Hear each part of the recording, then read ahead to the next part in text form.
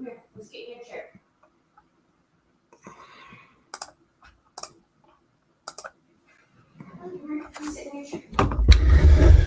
All right, what's up, guys?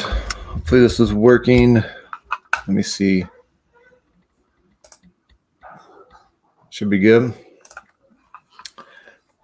All right. Do a little QA today.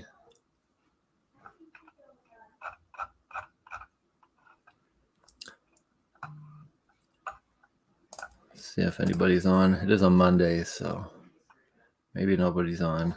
If you guys got questions about overages or surplus funds or about the course or the program, let me know. Happy to answer them here for the next few minutes.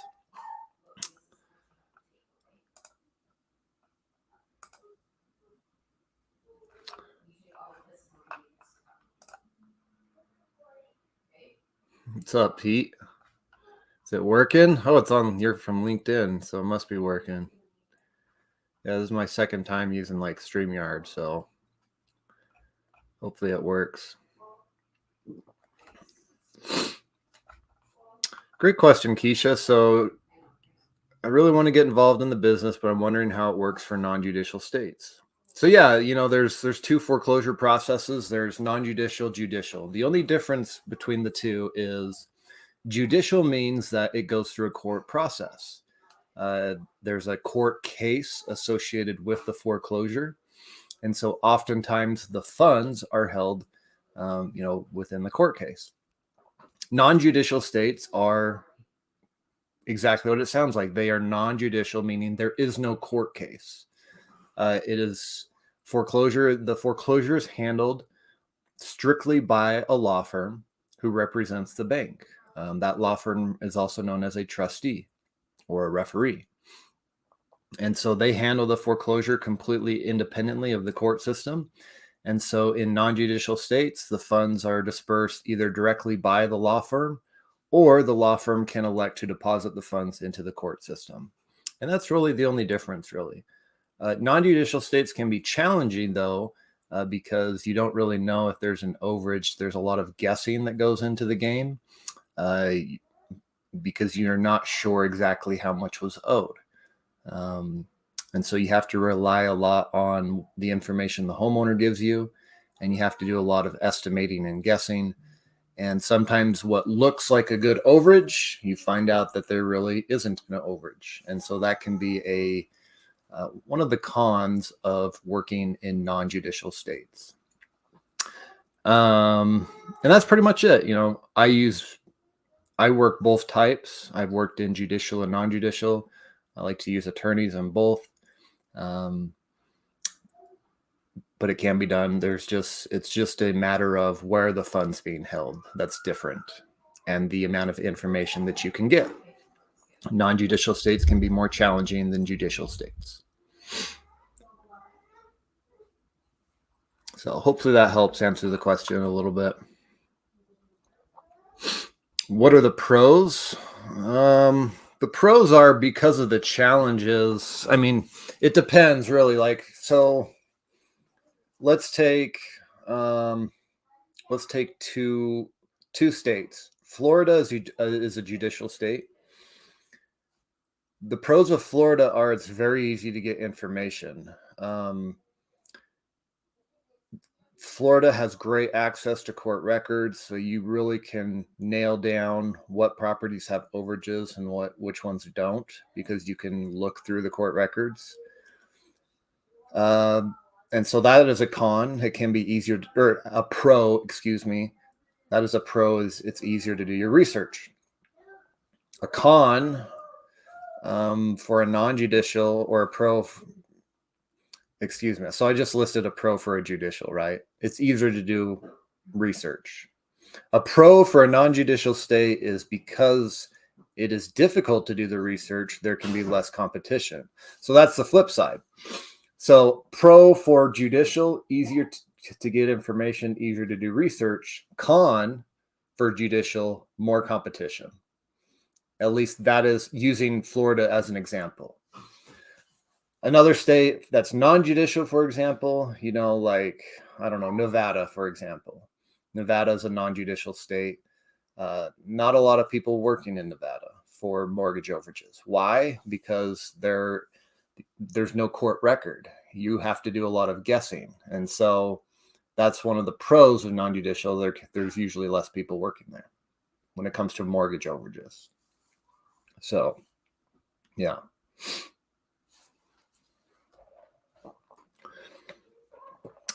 So someone asked, how much was my course? Yeah, guys, if you want to go to school.overagecourse.com, you can check out my course. I guess I could do a screen share too, if that's possible.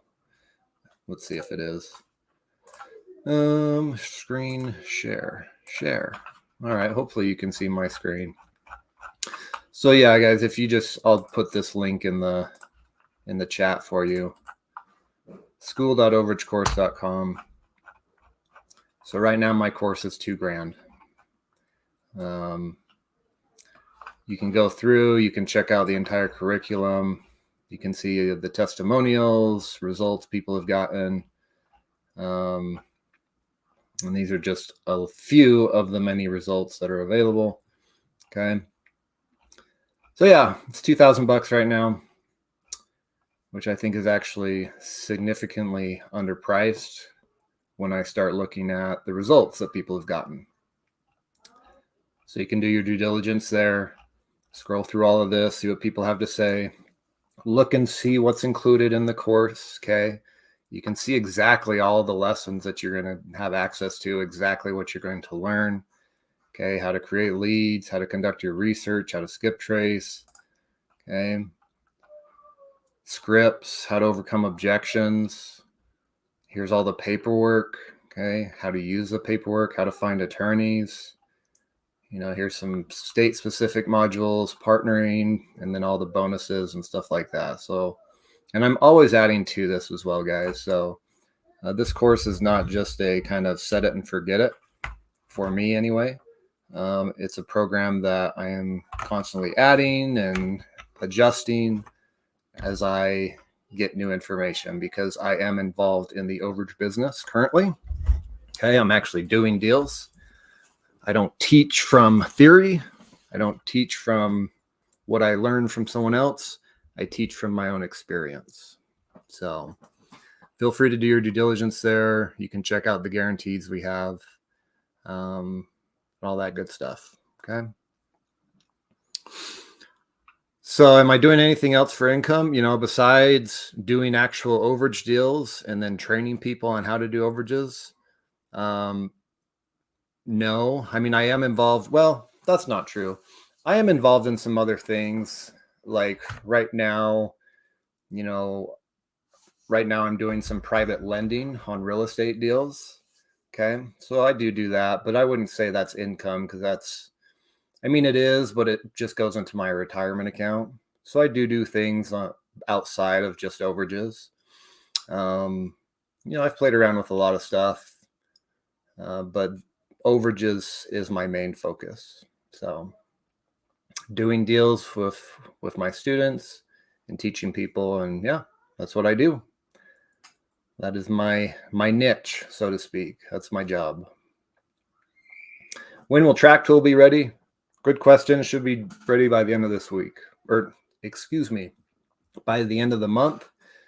If you have questions, reach out to Jeff Richmond. He's the guy who created TrackTool. So, and then when does that? So just to be clear, guys, with TrackTool and the CRM, that's not my software. I did not develop that or anything. That is the property of Jeff Richmond. And so, reach out to him. He's in the Facebook group. He's in the public Facebook group. Feel free to message him. He tells me it should be ready by, the end of the month. And that's also when the special is ending as well. So, yeah, Dominic, good question. You want to buy the course, but the right course. It just depends on, go with your gut. That's what I tell people. Obviously there's lots of courses out there. I'm not the only one. I've been through a lot of the courses that are on the market.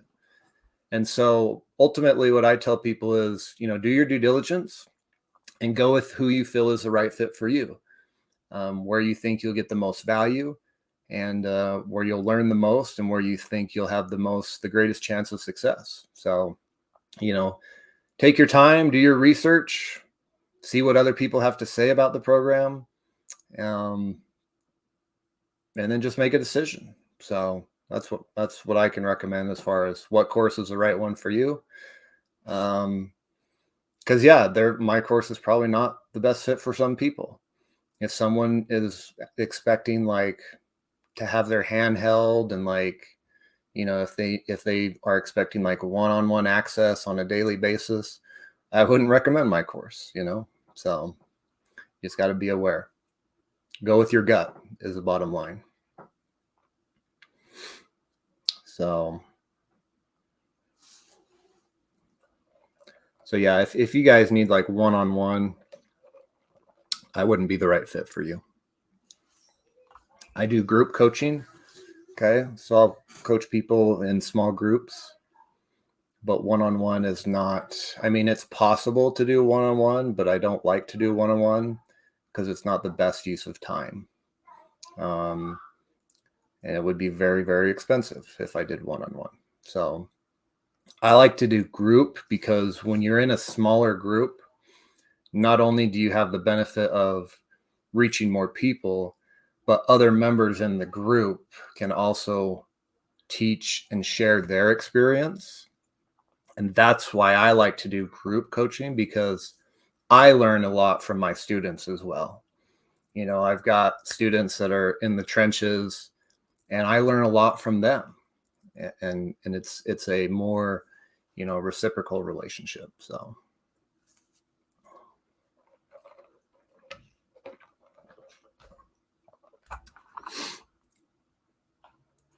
Yes, there are 3 installments for the course. So there's 1 month plan, 2 month, and 3 months. And that's a good question. So the question is, say I pursued overages full time, what would an average gross profit for a year typically look like? It's a really good question. It depends on how dedicated you are, how much time you're putting into it on a daily basis.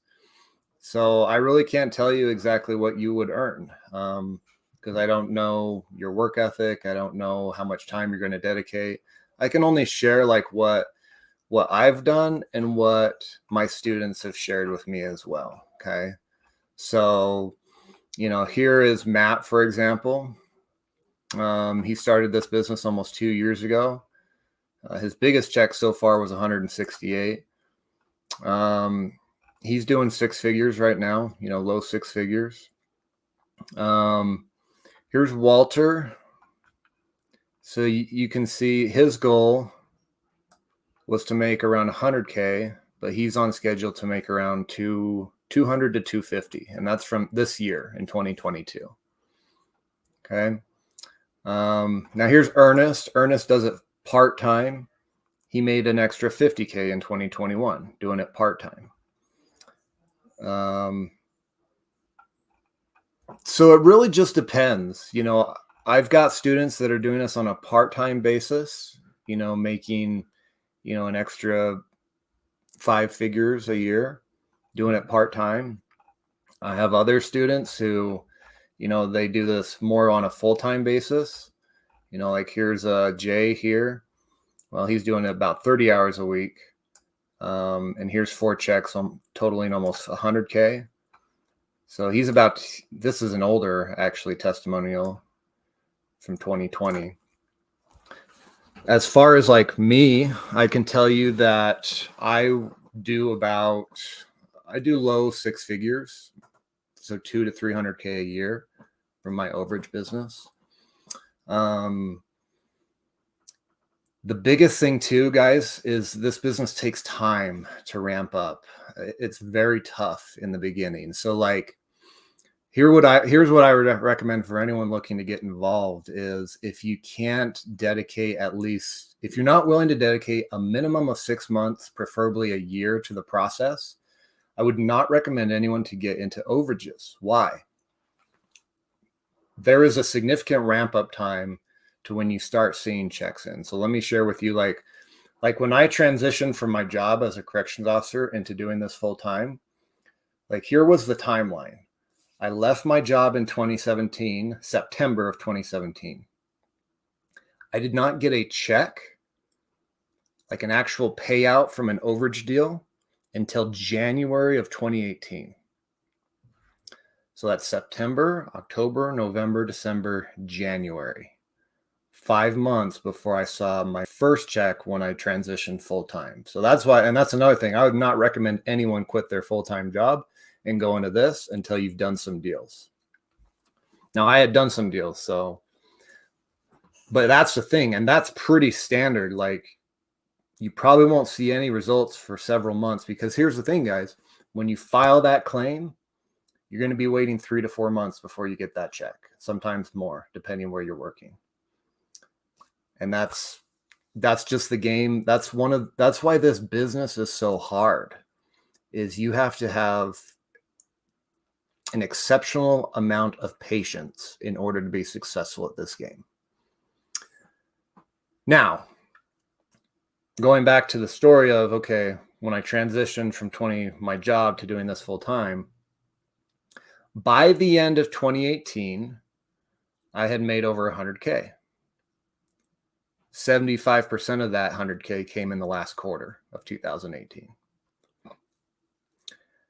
But because of all the work I'd done in 2018, the following year, I went up, I think it was 300K gross or something like that.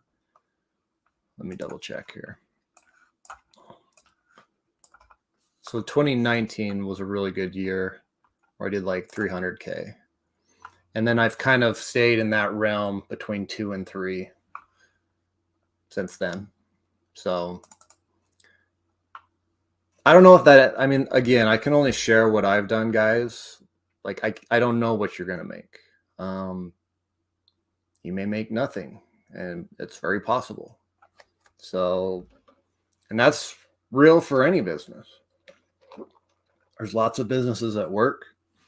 There's lots of people that start businesses and then go out of business, or they lose money. All I know is that it is very possible to do 6 figures in this business, because I've done it, and many of my students have done it. But understand it's going to take a lot of work. And most importantly, guys, consistent work. Consistency is the key. If you can consistently do 1 to 2 hours a day, or 3 or 4, or whatever, that is key. The person that can do 1 hour a day consistently is going to beat out the person that does 5 hours once a week on, say, a Saturday. Okay? Because the actions that you take, okay, you know, the making the calls, sending letters, sending emails, doing your stuff, if you do that consistently over time, those actions start to compound, and that's what yields the results in this business. Okay. And that's the second thing. It's very tough, this business, because you have to have a lot of faith, because you have to have faith that the calls that you make today, the messages that you make today, the letters you send out are going to yield a return, because it's not instantaneous. It's very rare for you to call someone up and have a signed contract the same day. Very rare. So patience and faith are paramount to success in this business. So, but you know, it just depends. You know, it just depends. Like, here's the thing. Here, and I'll move on to another question. What do you want? Like, what is it that you want? What are you looking for? Because because my situation was, I worked 12-hour graveyard shifts for $16 an hour. Okay. If you do the math on that after taxes, I started out, and this was what, almost shoot, almost 8 years now. That's crazy. So 8 years ago, I was making $16 an hour. That's like, you do the math after taxes, that's like 30 something a year, 30 grand a year. Sometimes I'd get 40 grand. I think my best year at the Department of Corrections was $49,000. So like I kind of started close to the bottom, not the very bottom, but pretty damn close. And so I was basically willing to do anything to get out of there. If someone's making like 100 grand right now, it'd be tough, right? You're in a tougher position because are you going to leave that to go do something unknown? And I wouldn't recommend anyone do that. If you have a good job now, just do this part-time. Keep your good job and use this as a side hustle to stack cash, pay for some luxuries or, some extra vacation or whatever, You don't have to go full-time in this to see results and to see success. It just depends on what do you want. Now, let's say you work a job, maybe you make 60K a year or 80K a year. It's not six figures, but it's pretty good income, right? But how much are you working? Are you working 50, 60 hours a week to do that? And so if you could work 40 or 30 hours a week to get that same 60 or 80K or whatever it is for you, then would that be worth exploring? And that's a question that you have to answer. So it just depends. Like what you have to ask yourself, guys, is learn about the industry, learn about the strategy of overages, learn the basic steps. Here they are. I will tell you right now. There are 5 steps. Create leads, conduct research, contact your leads, contract, submit your claim, and profit. Okay? Those are the 5 steps. And so the question you have to ask is, do you see that this strategy is a way for you to accomplish your goal, whatever your goal is, whether it's an income goal, whether it's to replace a job or an existing business? You have to ask yourself, is this a viable strategy to accomplish my goal? If it is, then it's worth looking into more. If it's not, then you look for something else. Okay. And finally, do the math. Do the math on, and when I say do the math, this is what I mean. Do the math on what would happen if you continue to stay and continue to do what you're already doing. Okay. Why is this important? This was the nail in the coffin for me, and what finally opened my eyes to the fact that I had to leave my job as a corrections officer, because I did the math. And what I did is they had these little retirement calculators, so you could put in okay, if you reach a certain income and you retire at that level, here's what you would get as a pension on a monthly basis.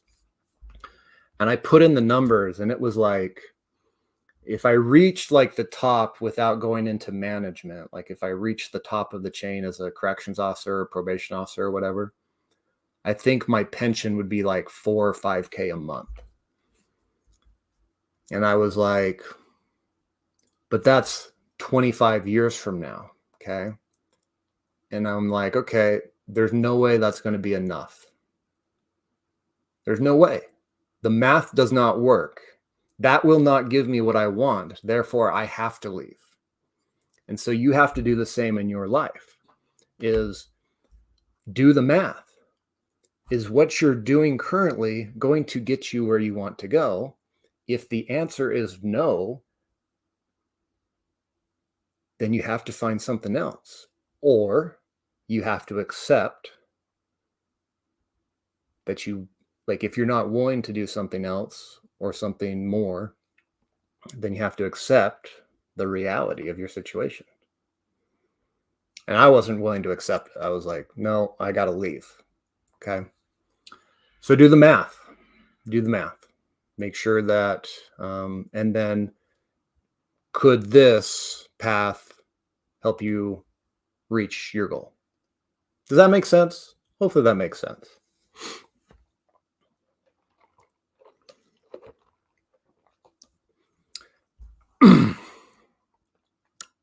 This is not oversaturated with individuals doing this? Question mark. Define saturation. What do you define as saturated? Is there competition in this business? 100% absolutely yes. Is it saturated? What is the definition of saturation? I guess my perspective is a little bit different. So there was a time where I was a licensed real estate agent, and before I started doing overages, I was involved in something called wholesaling real estate. So my perspective is this: if I want to be a real estate agent in my state, I get to compete with over 1,000 real estate agents in my area. If I want to wholesale real estate, I get to compete with maybe 100, 150 real estate investors in my area. If I want to do overages, then I'm going to compete with maybe 10 to 20. So it depends on what your definition of saturation is. There is competition, absolutely yes. And competition in any business is a sign that it's an actual viable business. If you find something that doesn't have competition, then you should ask, well, why aren't there more people doing it? Does it not work? But if multiple people are doing something, then that means it works for them. Okay. So, I mean, here's the bottom line, guys. There's competition in this business, but compared to what? I mean, I'd rather compete with 20 than 1,000, but that's just me. What would you prefer? If you don't like to compete at all,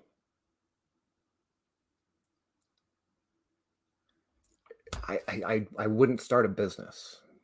I just wouldn't.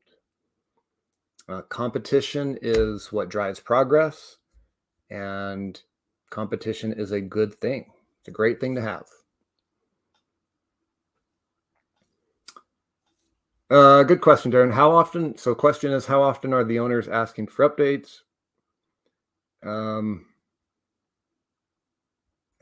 you follow up after submitting a claim. So, we try to give. I mean, this is a good question because sometimes you'll go like a month or two without hearing anything.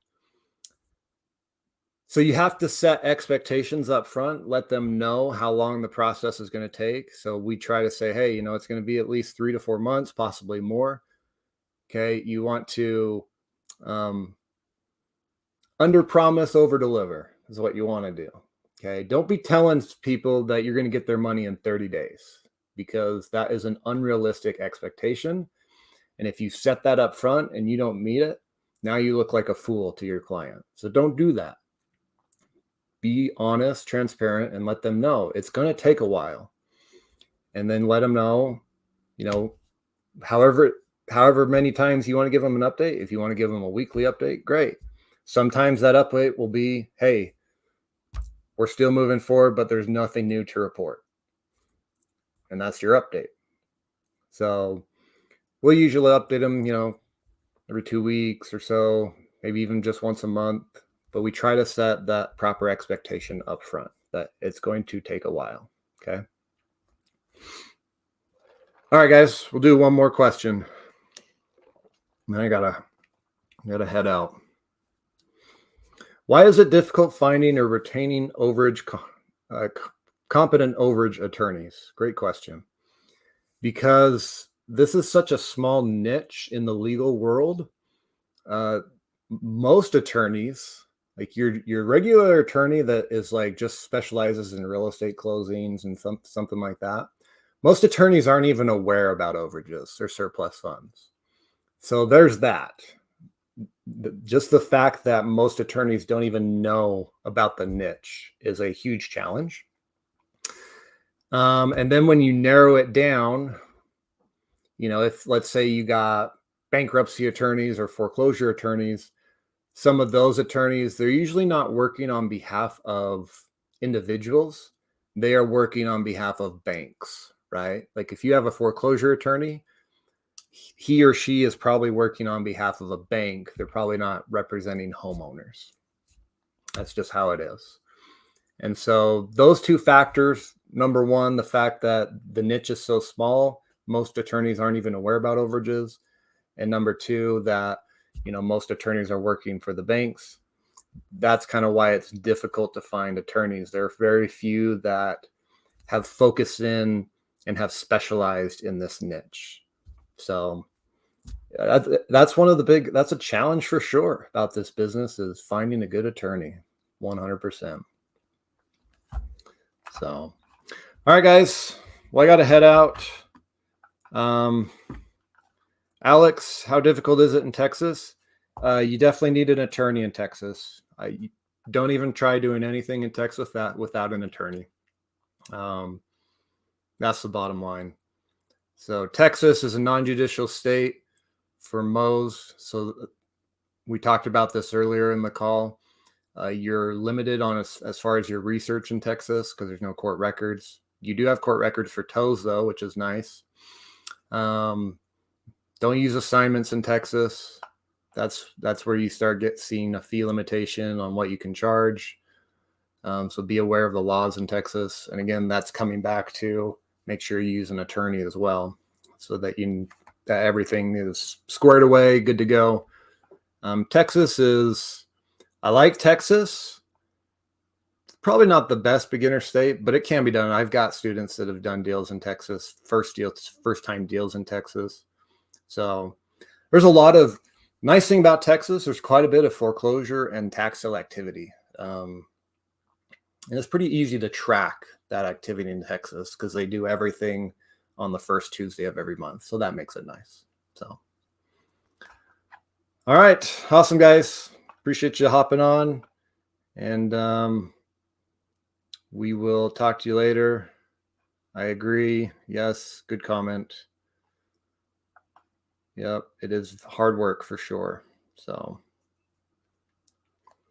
although you do not always have to put money up front. That's a common misconception. So, guys, let me tackle that.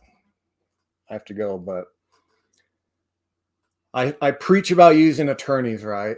Understand this. You don't always need an attorney. You don't always need to pay an attorney up front. Attorneys can also work on contingency, meaning they will get paid when you get paid. The flip side of that is you're going to pay more in the long run because they're going to take a percentage of the deal versus just maybe a flat rate or an hourly fee. Okay.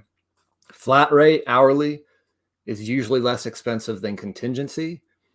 But if you have to do contingency to get the deal done, then get it done, or partner with someone that has an attorney relationship and do it that way. Okay. So that's one of the benefits that I try to help my students out is, hey, you don't have money for an attorney? No problem. I'll pay for the attorney and we can split the deal. So, all right, guys, have a great day. Have a wonderful week.